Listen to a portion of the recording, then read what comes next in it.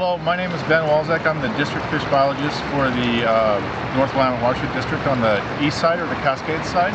And today we were going to plan on going winter steelhead fishing on the Clackamas River, but as you can see, it's really high. It's almost at flood stage and the visibility is really poor.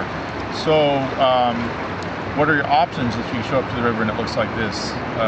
Your options basically are to move higher up in the system where the river gets smaller and there's less tributaries, or to actually fish a tributary that's open to fishing for steelhead.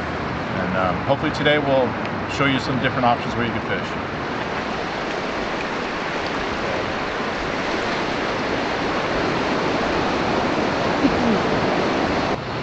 So you've got spinners, all different kinds. You've got spoons, all different kinds. So here's there's a spoon which is cupped in one thing, and a spinner. They both work. There's all kinds of different finishes. It's just kind of like what the water conditions are and what you're using them for. So there's more spoons and spinners. So let's say it's a day like today where it's a super murky day, it's kind of blown out. What colors do you want to target?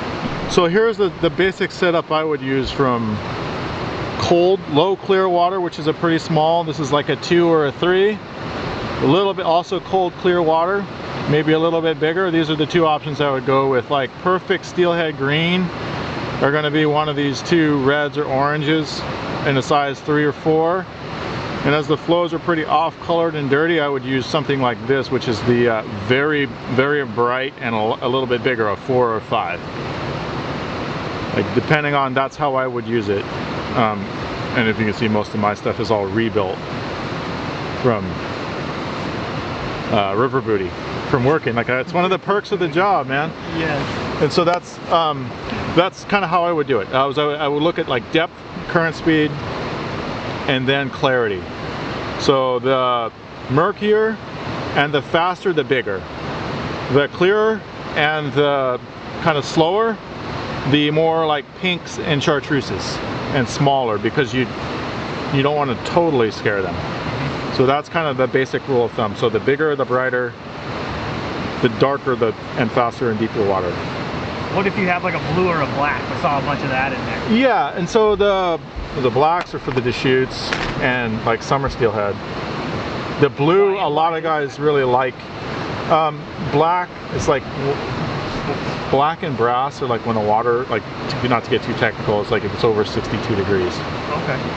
Brass, gold is like up above 62, 64 degrees. So it's like the different finishes where brass is much better on in a little bit cooler water. Interesting. Yeah. I've never heard that. No, that's a good one. Yeah. So these are different like spoons that I prefer. I really like these, they're called BC spoons, but they've got a nice cup and they're stamped. They come in different weights. So there's like a 2/5, a 3/4, and then there's like a lot lighter one. I can't remember what it is. They're somewhat expensive, but the finishes are really good on them. So I would not fish these if I didn't know where the snags were. This is like this muted finish is really good when it's cold and clear or low light conditions. This is classic steelhead green, the 50/50 or the silver. And the bronze I like to use when the water's a little bit warmer. And also the Daredevil is a classic when it's like fish are in the tailouts and the water is green, and you can get different finishes on the back. This is my favorite. And this one I'll use sometimes.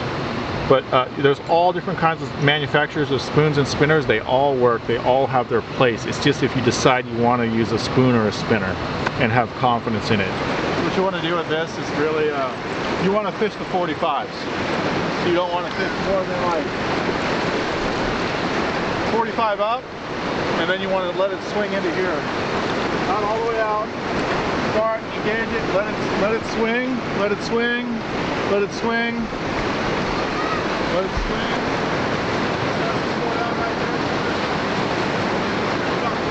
But the thing is, I'm not casting all the way out. I'm only casting pretty close because the river is ripping so hard. And then I'll just work my way down this whole run relatively quickly, which is one of the advantages of a spinner.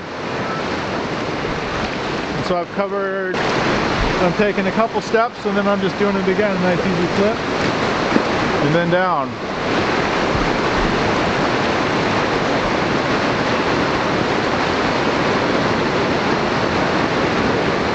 What makes this better than that last section for spinners? The angle is? So as you can see, this flow is much more laminar. It comes off here. We're sitting on the inside. The current's there, and this is nice and soft in here, and I can just walk my way down it.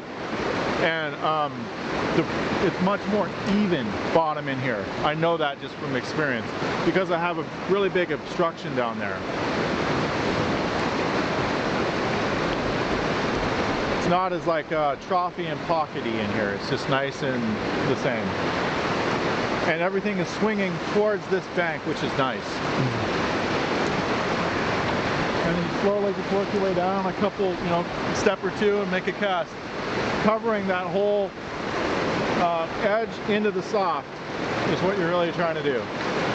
That's a good thing with braided line. I know about where I am too. I can just watch the line come across. I can feel the spinner and I can feel the bottom.